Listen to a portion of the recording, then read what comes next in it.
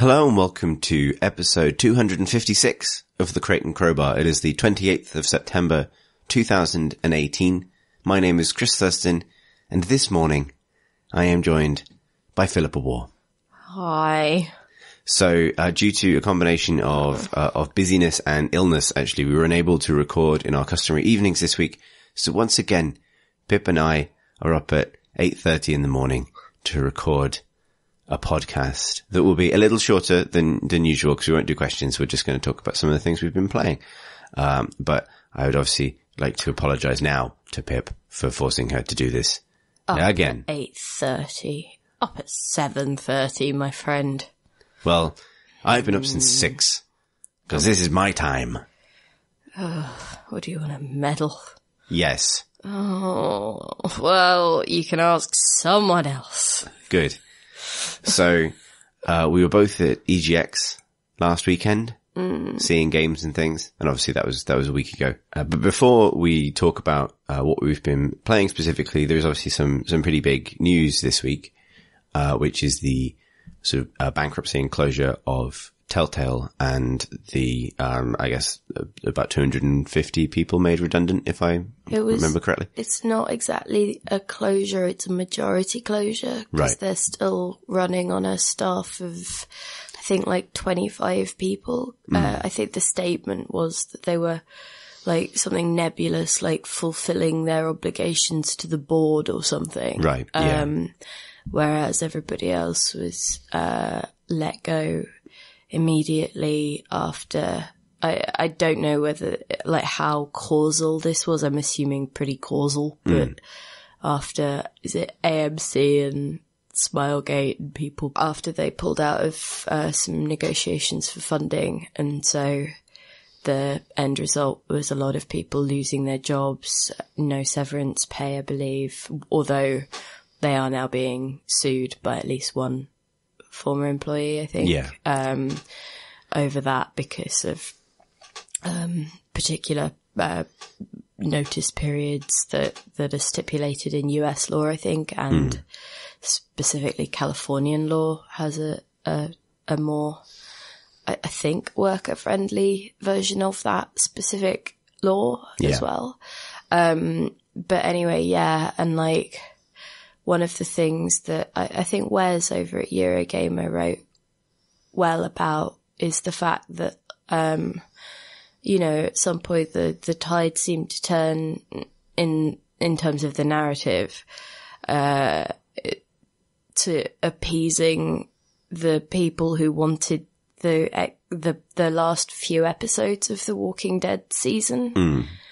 And I think there's some statement that is quite, again, it's like, it's quite vague. So they're talking about like ways to bring the final, I think, is it 2 episodes? I think so, yeah. To fruition. But it, the fact that that's being talked about while people have,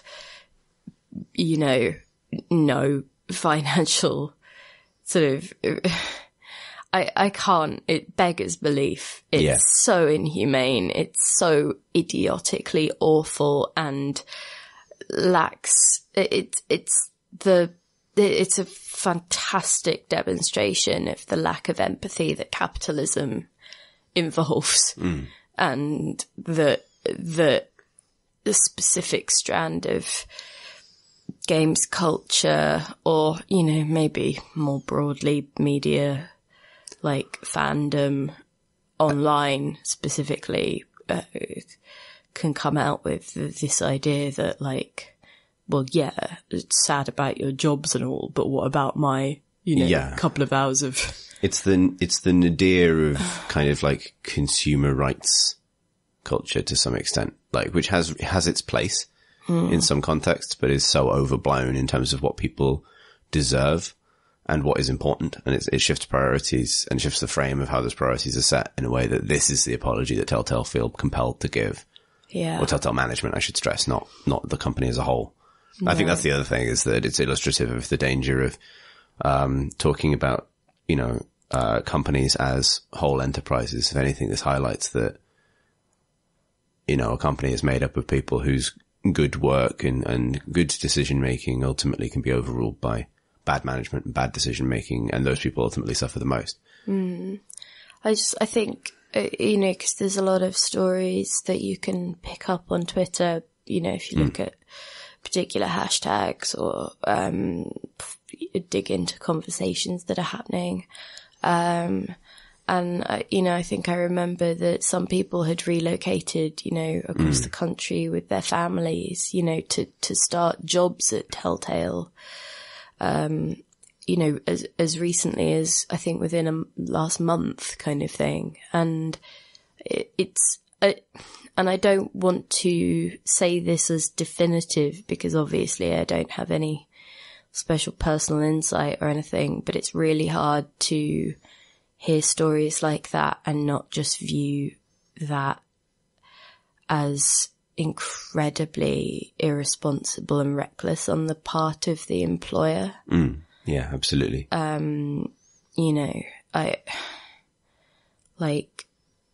don't know.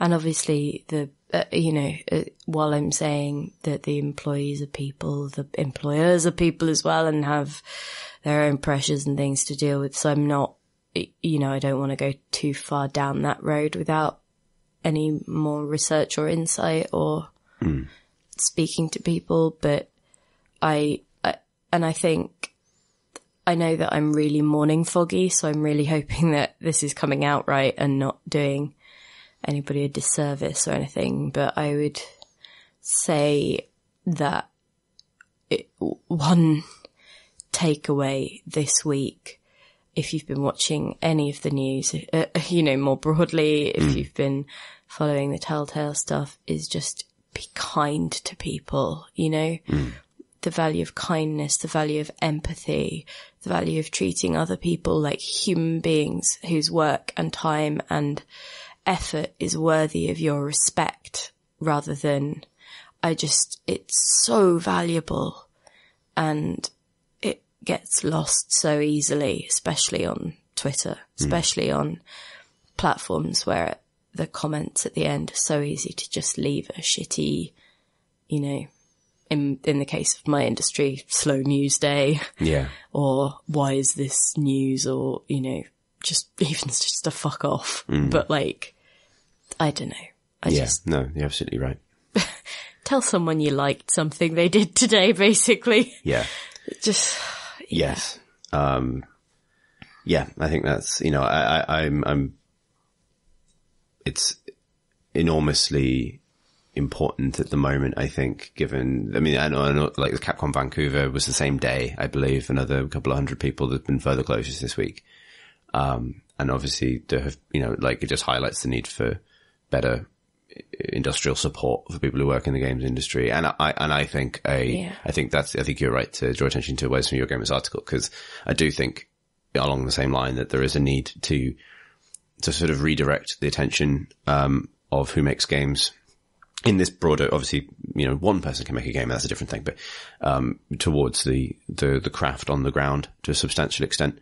It's made me very cognizant of given that this is such an itinerant industry where people move around, that we almost lack the kind of structure to talk about that expertise as it moves around. We talk about companies making things, but often the people making things are doing so in bad conditions and in very uncertain conditions, and they end up taking that talent elsewhere.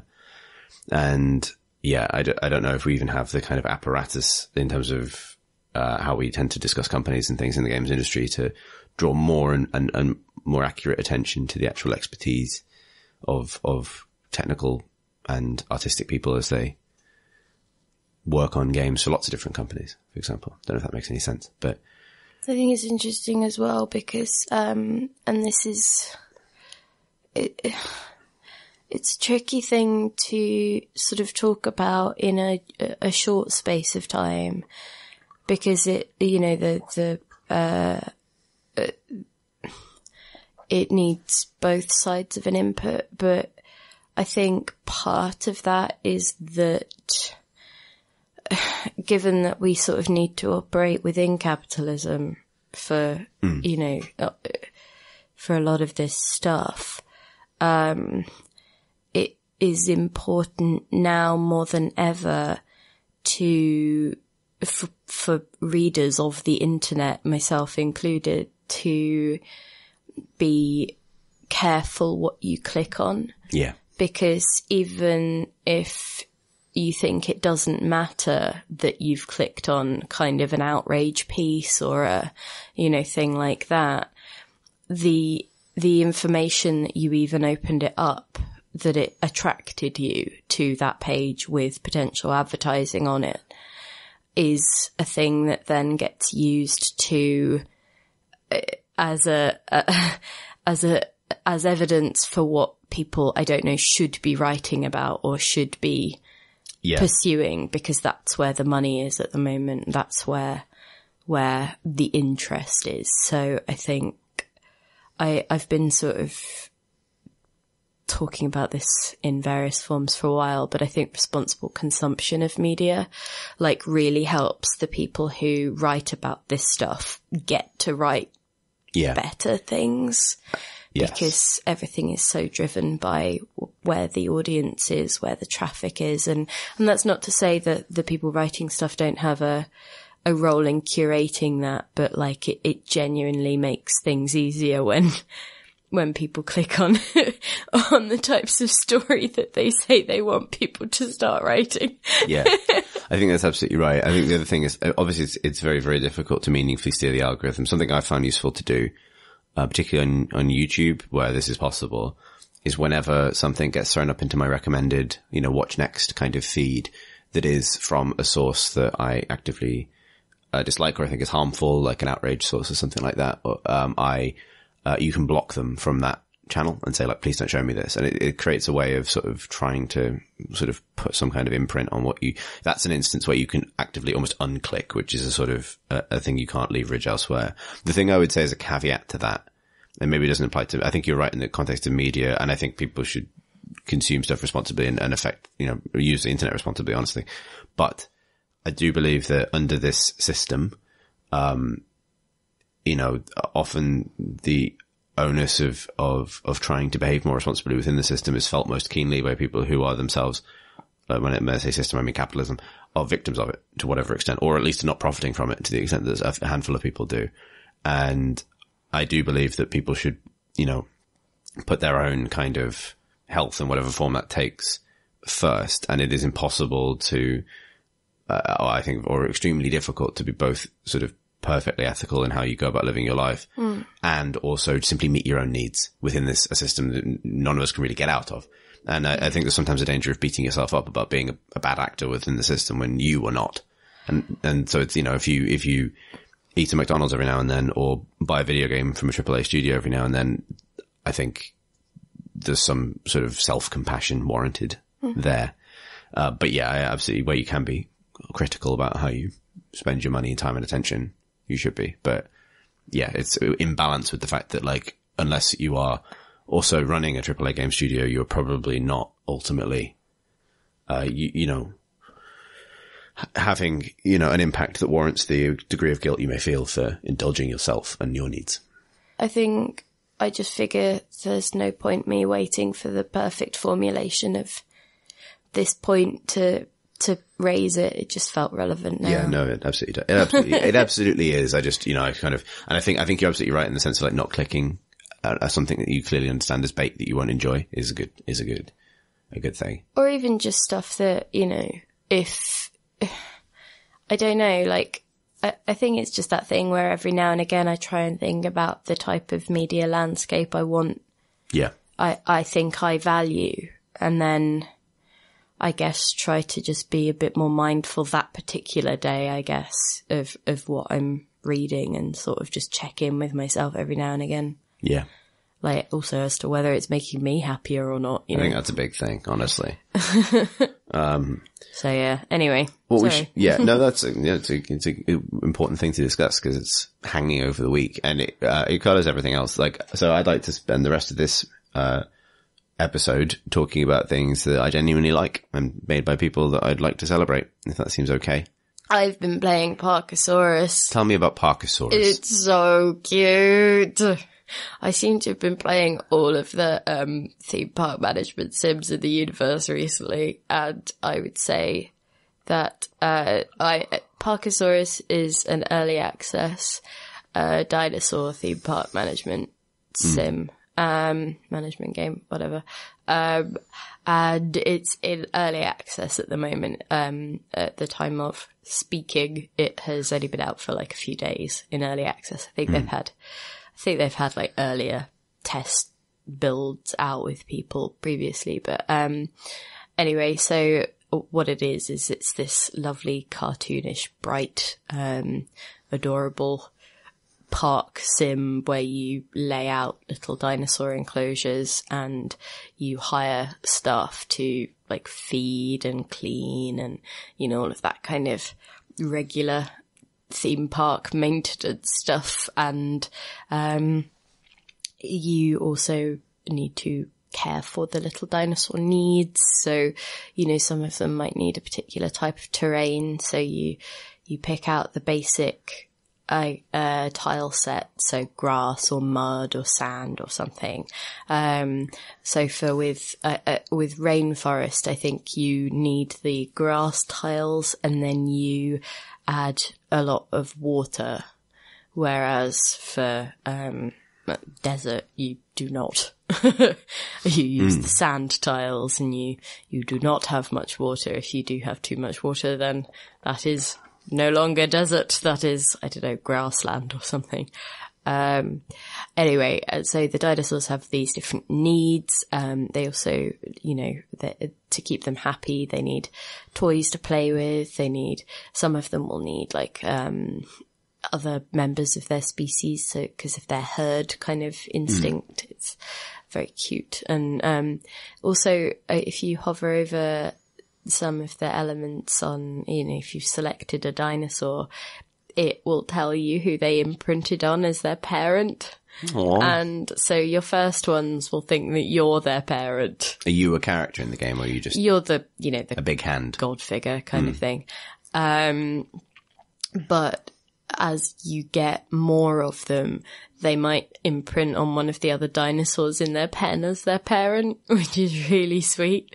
And I saw on their Trello board, I think, some people have made suggestions about, potentially having dinosaurs who have odd traits that get thrown up every now and again. I wonder if that could be linked to the imprinting system. So, you know, the suggestion that I saw on Trello was something like vegetarian carnivores, so a species that is traditionally carnivorous, maybe a veggie T-Rex or something. And so that would be interesting if perhaps you'd put your T-Rex egg in with a Brachiosaurus or something, and it, you know, it thought it had a really long neck and wanted to eat trees or something. I thought that would be adorable. So, that's the advantage of early access, I guess, is being able to make suggestions like that and see whether they get taken up. But other than that, you have a little portal and you can get scientists to go dig for different fossils in other periods of time, different periods of things. So the way that you get new dinosaurs, as far as I can tell, I think there might be a breeding element to it, but I'm not sure if it's implemented yet or not. I've played a few hours of it. Is this sense that so you collect these fossils from elsewhere, and then you can also pick up different types of gem in town. So you get imperfect gems for, you know, sort of cheaper, earlier dinosaurs, and you get more expensive diamonds, or, you know, like an epic gem or something for your T-Rexes. So, and at the moment I'm at the stage where I think I'm about 5 hours in. And I have, I've got to the stage where I could build any dinosaur if I wanted. My park is making a lot of money and I've unlocked everything on the tech tree that uses dinosaur happiness points to unlock. And I've unlocked everything except 3 things, I think, on the science points tree. So I thought at this point I will probably leave it alone until it's either out of early access or something significant changes. I think they're anticipating being in early access for about maybe 8 months. Right. But I have definitely enjoyed my 4 or 5 hours, and also it's just so adorable. If you just watch the dinosaurs, if you watch, for example, the triceratopses and they just sort of sometimes roll over, they roll around on the ground, or they want to play with the ball that you've put in their enclosure, and so they sort of pick it up with their beaks and throw it around, and it's just the cutest thing. And you get all these cosmetics. I put a hat on some of them are wearing shades, but the thing that I really, really, really lost my mind over was the cone of shame. You can get a cone of shame in the little shop and put it on them, and they're not unhealthy as far as I can tell, although to be fair, I haven't really experimented with any dinosaur conflict. I've very much shied away from that, and as soon as any of the dinosaurs were unhappy, or I had one pen breakout, and I just tranquilized the dinosaurs and built separate pens, and they've been separated ever since. I wonder whether the campaign mode will have a lot more on that side of things, but I've, as a result, never had to heal dinosaurs or, deal with actual fights or anything like that. So I don't know whether the cone of shame might have any actual role to play at some point in the game's Presently, it's future. just for shame. At the moment, it's just a cosmetic that just makes my heart actually break for whoever is happening to wear it at that point. Profound point of relation. I know. Currently it's on Prue, who is I think she's a Styracosaurus. It's a good name for a Styracosaurus. And so she's just bimbling around. She's still playing with her toys and, all of that stuff. But... So we both played quite a lot of Jurassic World Evolution, and we were both quite cold on that. I would this say sounds better. This is the best dinosaur theme park management sim certainly released in the last year. So let's see how that goes. But yeah, so I was not keen on Jurassic World Evolution. I care not for it. Although I will say it had a similar degree of when you tranquilized a dinosaur and were airlifting it while it flopped around. It was like, it's like a sleepy toddler. Yeah. But I mean, that's not really enough to carry a game, is it? Especially an expensive game. So, anyway, but yeah, the usual caveats with early access because, early access. Although I would say that I was not disappointed with the amount that I played for the current asking price of, I think it's just over £15 UK monies. So, yeah, I mean, and you saw my screenshots. Yeah, no, They're just so cute. There's a lot of clipping. There's been some, I've encountered a few bugs, nothing game breaking, just, for some reason after one of the updates, everyone stopped coming to my park. And I was like, oh, well, that's a bit of a critique, isn't it? Like, what have I done? Has there been an article in the newspaper about me, Pip? No, it was just a bug. I just needed to reload. There's no newspaper boycott function in the game. It's just that was just my mind trying to make sense of it. But no, it just needed a restart. And at some point, after another update, it decided that instead of ordering, 20 plant food things to be delivered per day, it just whacked it up to 300. And I was like, wait, what? And because you would have had to, manually click for every single one of those, I knew that it wouldn't have been me. So, but I did have to click all the way back down, and it took me a little while to notice. So I was out of money because it was very expensive. I think I was spending £9,000 a day on dinosaur greenery. Please help, my family is dying. It was basically, great, 9k on Kale every day. And I also now have a surplus of plants that I don't think I can possibly get through in the entire lifetime of my park. So I've got, if anyone needs any kale, I've got 3,000 of them somewhere. A full Waitrose of kale. The thing is, I'm so glad that the game doesn't seem to model salad vegetable decay, because otherwise this would just be turning really soggy in the bottom of a fridge for, which is the fate of kale. Exactly. So I don't, So yeah, there are things like that, and there are things like the campaign mode hasn't been implemented. It's just the sandbox and the basic park buildy side of things, but it's very charming. It's very lovely. I really like it. Lovely. I'd like to play that, but I might wait till it's out. It's more, it's on the Mega Aquarium sort of side of management sim things. You had a good week for fish and dinosaurs. Oh, it's been so good. You just need Bug Park Keeper and you've finished. I know. And birds. Actually, no, you're not done yet. Well, but in addition, I have this month also played Theme Hospital, or whatever it is. 2 Point Hospital, and Graveyard Keeper. So, I'm definitely... You're just keeping stuff. I mean, maybe I just want some extra side jobs. Just keeping my side hustle going. Anyway, so that's been awesome. That's Parkosaurus. That was definitely not talking about EGX either. I swear we'll get round to that. Yeah. It's your turn. Well, so I was going to rattle through, because I appreciate we are short on time. I was going to rattle through some of my highlights from EGX, if that sounds reasonable.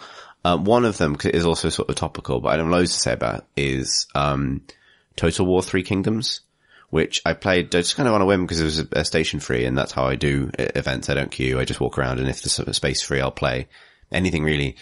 And obviously I like Total War. I've always liked Total War, and they've had their own, particular, sort of, I don't want to say controversy, engagement with a particular kind of reactionary, sentiment this week, which I don't want to dwell on too much, but I was really impressed by Three Kingdoms for a bunch of reasons. One being that the UI is beautiful. This is the Total War that's set in China. And it looks lovely. And they've done a lot of work with the UI, and it's the first Total War I've played that feels really good. And I mean that in an almost like a kind of action game feel kind of way. Just, they've really put the work in. Like, Total War has always been a game of quite abstract fighting, both on the campaign level, but also specifically when big units of hundreds of people are hitting each other from the top down. You don't really necessarily see what's going on. Is that true of, the Warhammer? Yeah, like, I think end as well. Yeah, like, the Warhammer has some good stuff, but like, I think notably, especially Total War Warhammer 1 struggled for a bit, like, adds a magic system, but the magic didn't feel great. Oh, it's like, it would just sort of like happen, and you'd know that like 20 damage a second is happening in this area, but it's just some particle effects and a bar moving. And they've done a very good job of, stripping down the, sort of foregrounding the information you really need and sort of tucking away the stuff you don't, not hiding it, but like, making sure that when you mouse over something, you get immediately what you like. It looks nice. It seems to move a bit quicker. Like, everyone just runs a bit faster and it just keeps moving. And you also have, hero characters that are genuinely like feel like huge badasses, and sort of, I don't want to dwell on the new stuff, the stuff that happened this week, but like pertinent to the new stuff is the general I was commanding in the demo. You had two, and the main one was like, this, really like, basically like sort of, like badass kind of like, I think she's a princess, but like a kind of general princess, warrior, queen of this particular Chinese dynasty. And they have done things like the generals shout the orders that you're giving. So there's like, if you give an order to a block of units that belongs to a particular general and that general's in range, you hear the general kind of shout this order, and they have a lot more freedom to move, so they don't get bogged down as much, and they sort of sort of like storm about the battlefield, kind of having this big impact, and it feels really good. And generals can duel each other now, in which case they're locked into a fight, and whichever one wins gets a huge buff, and those duels are really beautifully animated. And you can interrupt them, but doing so has like huge diplomatic ramifications for your honor, basically. And that feels really, really good as well, particularly when like, cause they get off their horses to duel and then climb back on. And it just, I don't know, I just really, like, it was one of those Total War demos they do at shows where it's just one battle and, you know, there's no kind of broader context or anything like that. But I went from like knowing it was existing, knowing that it was coming and not really thinking about it much, to being like, oh, cool, this is like, again, a really meaningful step forward for that series that just keeps on trucking on. So that was good. I liked that a lot. That's the only sort of like big publisher thing that is in my top list, I think. Other game I really, really liked was Kine, which is by Gwen Frey, which is a 3D but grid-based puzzle game. Have you played it, Pip? I wanted to, but quite nicely, there was a queue every time I went over, which I was trying to do that thing of, I had a few appointments in the end for various games, but other than that, I like just playing like you do, whatever's free. And something that I really liked was that I actually didn't get to play that much stuff in the Left Field collection because people were playing it constantly, and that was so nice, so genuinely lovely to see. It did mean I didn't play much of things, but yeah, it was just so good to walk along that line and just be see everything really waiting, busy. Excited. I did manage to jump onto Kine while it was free, and so it's a grid-based puzzle game about basically like, I mean, so in its most abstract sense, in a kind of white box sense, it would be about maneuvering sort of 3D objects that have particular kind of movement profiles across a kind of like a sort of narrow kind of series of promontories to reach an exit point. But what it actually is about is musical instruments that are kind of trying to make their way to a big pile of sheet music on a stand at the end of the level, and they each move in a different way, so they kind of roll basically, and it's hard to explain honestly without, very easy to immediately pass if you watch it, and hard to explain, so I'll put a link to one of the trailers in the show notes. But you have like an accordion that kind of expands and contracts as it moves in different directions, and that changes it, and a drum that can move along its stand to kind of place its center of gravity in different places. One, it's very clever. It reminds me a lot of, it feels like a 3D, imagine if you will, a fully three-dimensional Alan Hazelden. Like it has a little bit of that kind of like perfect, Stephen Sausage Roll, that kind of like. I've met Alan Hazelden. He is 3D, can confirm. Okay, I'd never met him, so I just assumed that he's always pushing a box. Just in 2 dimensions. Exactly. It's like Flat Stanley. Yeah, he's like, yes, Alan Hazelden's trying to get out of this doorway, but he's got a box. How does he? The thing is, if he only would turn sideways, he could just go anywhere. Yeah, exactly. What if Alan Hazelden could strafe? Anyway, but no, and it's by Gwen Frey, who I believe used to work for Irrational on BioShock. Okay.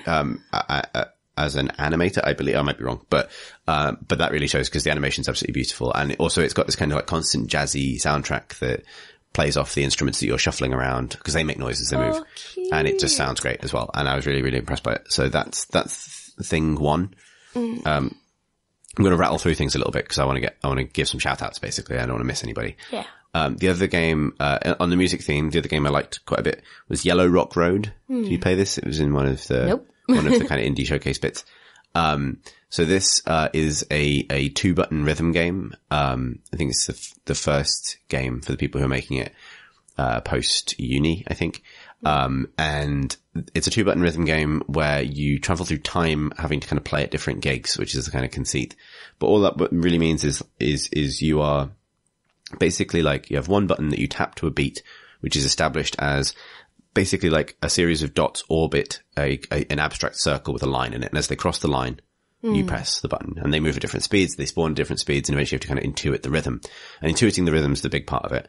And then on the other button, every time you get it right, you fill up a bar of juice, basically. And on the other button, you can press that button to gain a special effect. You can hold that other button to gain a special effect based on the level. And each level introduces like a different mechanic. So you might also have like a orbiting kind of like obstacle. That means you can't see the dots of the line at some point, or the dots may fade in and out of view, which means that, again, intuiting the beat becomes the game. Like, it shows you less and less, basically. But normally you can gain points and press this other button to either slow things down or be able to see through the obstacles, or to kind of switch off whatever that level of special difficulty conceits are. Which, again, I'm basically picking games that are really easy to understand the moment you see them and hard to explain. But I thought it was really elegant, and particularly demonstrates like how many mechanics you can get out of like one button. They said afterwards when I was talking to them that it originally had 8 buttons, and it's just not necessary. It's really interesting how they've managed to do it. One of the reasons it was drawing attention on the final day of EGX was it is a 2-button game, and they had rigged it up on the final day to be controlled with lemons. So you put your hand on a bit of foil, and then they had 2 lemons hooked up to a little switch, obviously, that, would take a current and translate it into an input. And so you had a left lemon and a right lemon, and you'd sort of control them with your hands. And that was obviously cute, and it drew people over. It's not, I think they did have to field questions like, will the game come with lemons? How do I get this set up at home? Is this like your Guitar Hero style special lemon controller? It's not. Amazing. It was just for the show. I remember when my sister used to work at a toy shop, someone came over with a box and was like, do I have this at home? It says it needs H2O. And it was like, oh, yes, you do. Comes out of the tap. It was like a cute moment, but yeah, it's like, but where do I lemons? Life has not given me lemons. This caused a bit of consternation for me personally in terms of trying to discuss the game with them afterwards, because I think lemons for me are probably the most suggestive, among the most suggestive fruits. Are they? And when that's because, in what way? Well, it's because like my kind of like formative album, by which I mean I was literally played this in my crib before I could speak by my dad, is Led Zeppelin 2. And Led Zeppelin 2 is basically nothing but a series of... Led Zeppelin 2, Step Up to the Streets. Exactly, to Zeppelin. That album is nothing basically, or even that band, which I love, is nothing but a series of a kind of appropriated dick analogies from the history of traditional blues. And foremost among those appropriated dick analogies is probably lemons. What? Nicked from First Killing Floor by Howling Wolf, and I think Traveling Riverside Blues by Robert Johnson. Okay, The Lemon song on Led Zeppelin 2 has the line, squeeze my lemon and the juice runs down my leg, which is a euphemism I discovered at an early age, thinking it was just a song about lemons. And that has coloured lemons for me, basically forever. But like, what? But it then becomes very difficult to then step away from the demo booth at EGX and say, thank you for letting me have a go on your lemons, or I enjoyed the lemon, or I struggled to touch this lemon while also touching that lemon. This is a situation I found myself in Sunday on EGX with a bit of a hangover, and I just wanted to get that off my chest. But why would a lemon be a penis? Well, I think, I don't want to get into do they have different lemons in America? Yes. Hang on, are Led Zeppelin American? No, they're British. But a lot of their music is based on blues from America, so... Okay, yes. but I mean, particularly this analogy stems directly. I really don't feel like Led Zeppelin know what lemons are. Well, I mean, blame Robert Johnson for this, honestly. But I guess it's just like a famous, like the Tennessee Dick Lemon is probably a thing. But so, if you're going to hand someone a lemon and say, which sexy thing does this make you think of? Surely you'd go with boob because of the nipple end. I think that's a reasonable critique. Like what? Of blues. Why? These people need to go to the doctor. I think, or back to school. I think maybe, when a lot of sort of blues standards were being conceived, you had to go a little bit further for your analogies. You couldn't go to the obvious one because it was a more censorious time. Like, what?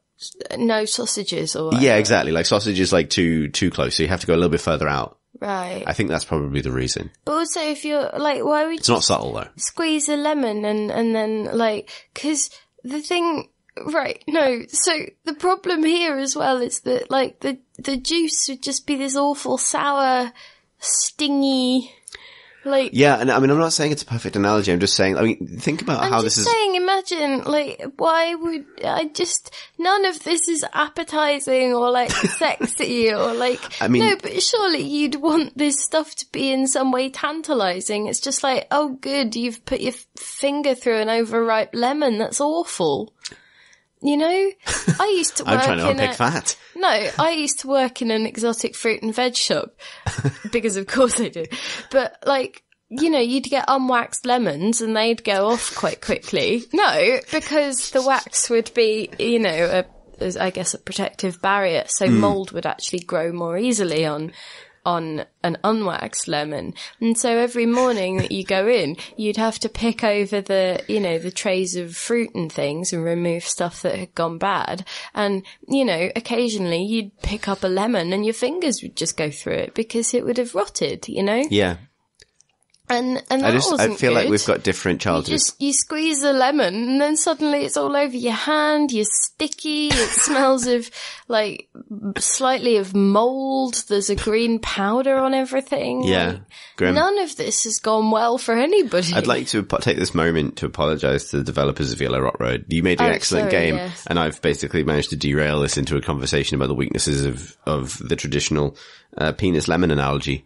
I mean, and, you know, this obviously has no relationship whatsoever with the phrase when life gives you lemons. And life in this case gave me lemons, and I ruined a podcast. Out of that. That's awful. No. Okay. Very quickly then, the final game I wanted to mention, is called Valfaris, which I hadn't heard of, and they basically won the EGX, booth placement lottery because I don't think anyone knew exactly what point where the entrance ticketing hall was going to enter into, and it turned out it was basically right in front of this booth.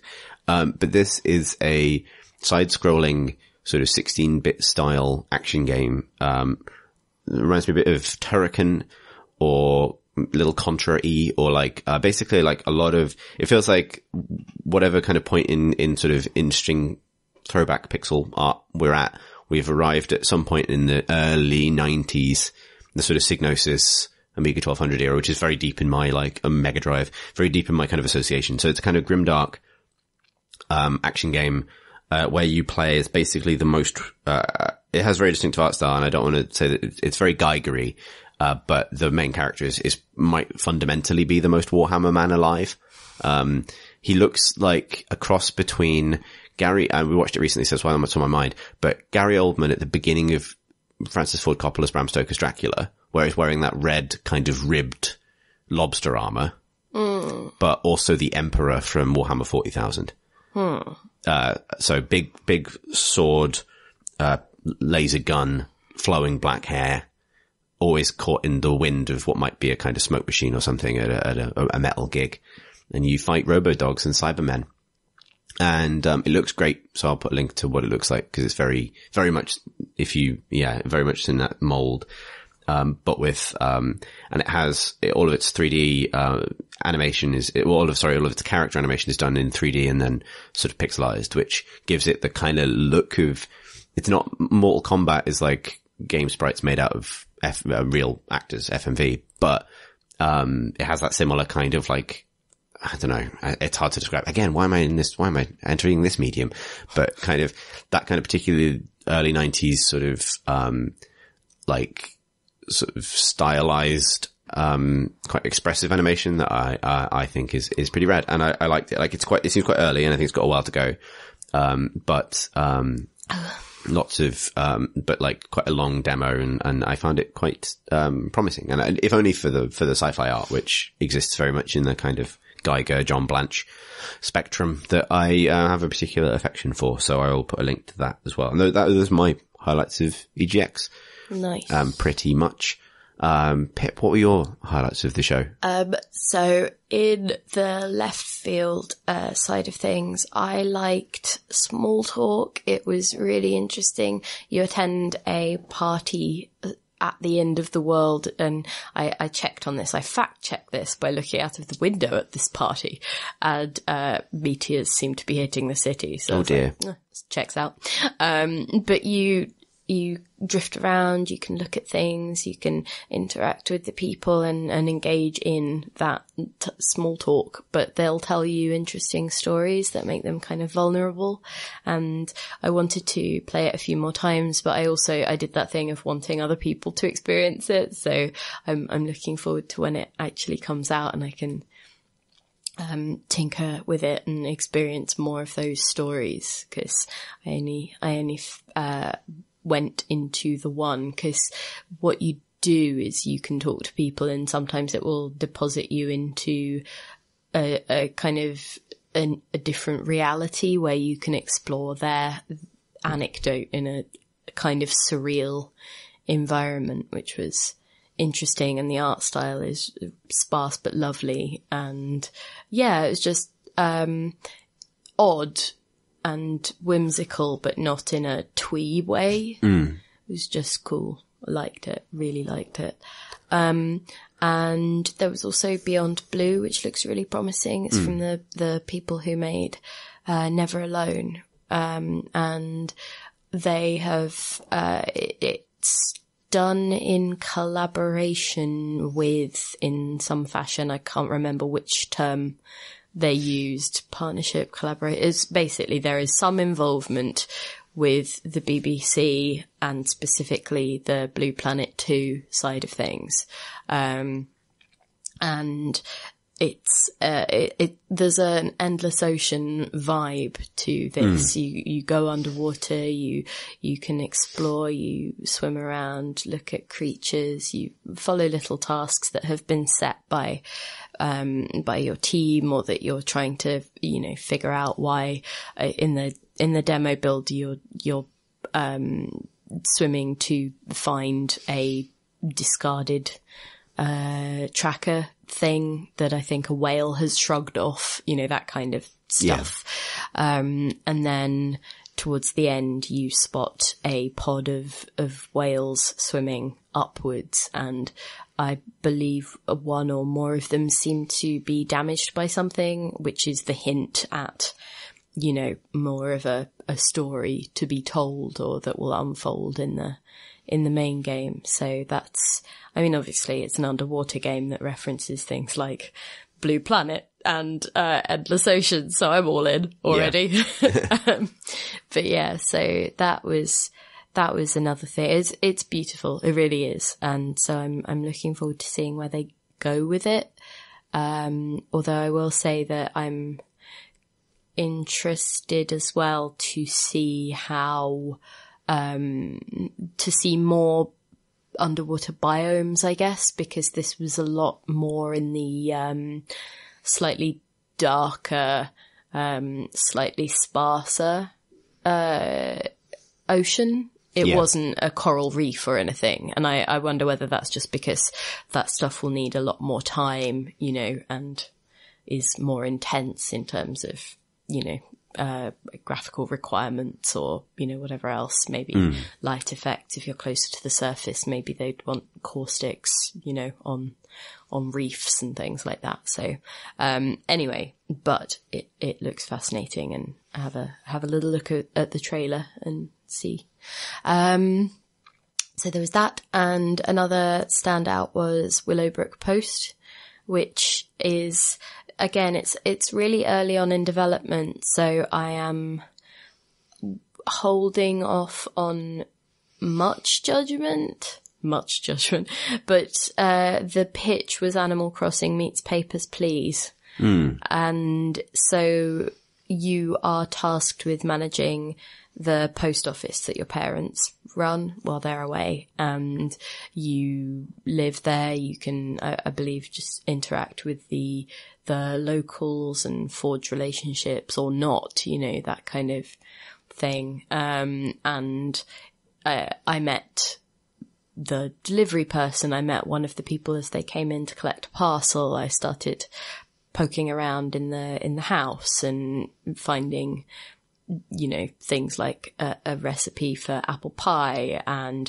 the ingredients for apple pie, and also a note on the wall from a villager who would like an apple pie. So I feel like there's a certain amount of, you can intuit the types of quest that perhaps are involved at some point in play.